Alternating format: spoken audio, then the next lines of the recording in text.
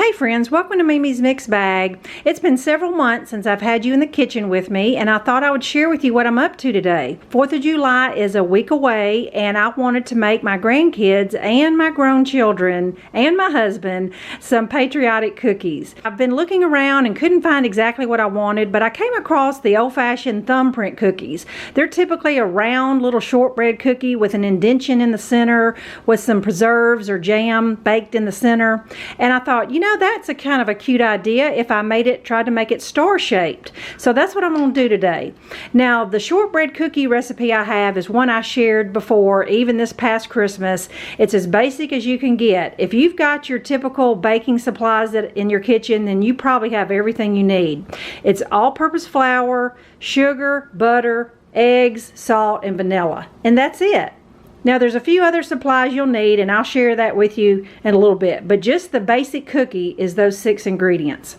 The recipe will be posted down below. I start out by creaming my butter and sugar. That's how most recipes start out. Then I'll add the rest of the ingredients slowly until it's all mixed together. So when I come back to you, I'll have my cookie batter all mixed up and ready for the next step. I just want to show you that this is what it's going to look like. For those of you that are new to baking, it's going to look crumbly like this, but this is exactly how it's supposed to be. I'm going to get it all out of the bowl and make it into a big ball of dough. It goes together just perfectly, like Play-Doh. And I want to dye my cookie dough blue, and I really should have done that before I completely mixed everything up, but it doesn't matter as long as it gets in there before it's baked. Now I want to show you 2 different kinds of food coloring. They do have just regular food coloring, and then they have what's called gel food coloring. There is a big difference when you're wanting to make a cookie a certain color or icing a certain color. The biggest difference is just the pigment of color. If you use just this inexpensive food coloring, you're going to get baby blue. If you use the red, you're going to get pink. You really never will get this vibrant red color. But with gel food coloring is completely opposite. It's always worth a couple extra dollars to get the gel food coloring so you can get that vibrant color you're usually wanting. So what I'm going to do is I'm just going to put some gloves on, put a few drops of the gel color in there, and just play with this until I get it as blue as I want it. Alright, here is my big blue ball of cookie dough. Boy, that's a mouthful. Just remember to add your food coloring with your wet ingredients to save you the step that I had to do. Alright, so now I'm going to take my rolling pin and roll this dough out to about 1/4 of an inch and then cut out as many stars as I can. Alright, I've got my first batch cut right now, and I thought I'd explain to you real quick why I do roll my cookies out on wax paper or parchment paper. It doesn't matter.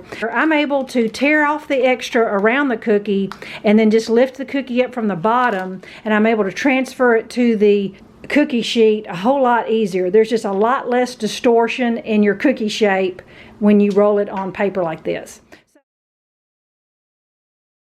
All right, I'm going to try to do this one-handed. How the cookie just lifts off of the wax paper, and I'm able to pick it up and transfer it to my cookie sheet. Alright, so now I'm ready to make my little indentions. You could use the back of a measuring spoon, or if you have like a little melon baller. I'm going to use my thumb just because I have control of the pressure. I know exactly how hard I'm pressing. I'm not going to go all the way to the bottom, but I'm just going to lightly do this on all my cookies. I also want to show you that after I did my thumb, I did go back and just kind of round my little indentions with my melon baller. All my little indentions are perfectly round. I kind of like that better. Just touched them up with that. But just don't pierce your cookie all the way to the center. Alright, that was simple and quick. Just a 1/2 teaspoon of preserves in every cookie. I'm going to bake each tray at 350 degrees for 8 minutes. So in order to finish off this shortbread, we need to drizzle some chocolate or some glaze on the top, and you could use white chocolate chips in the baking aisle, or you can go over to the cake decorating area at Walmart and pick up some of these candy melts. These are just like chocolate chips. Just heat them up for 15 or 20 seconds till they are soupy enough where you can drizzle on the cookie.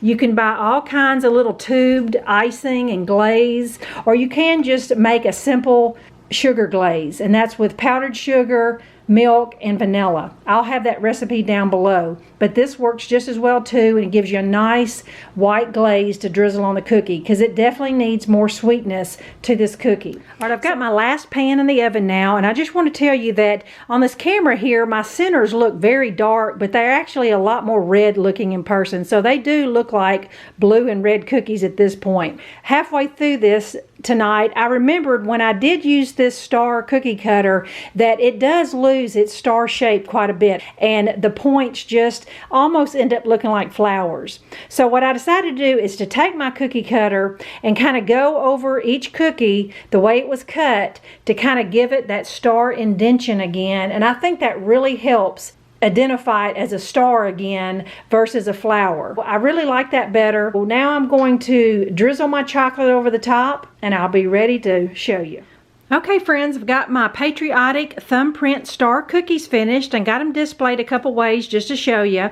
When I heated up my candy melts, I just couldn't get it soupy enough to get the fine drizzle that I wanted. I put it in a squirt bottle, and that was the perfect solution. Everyone needs a little squirt bottle sometimes when you do want a fine little drizzle like that. So I hope you enjoyed this idea. You'll take it and make it your own. You'll certainly have some unique blue star cookies for 4th of July. Thanks so much for watching, and I'll be back in a few days. Bye-bye.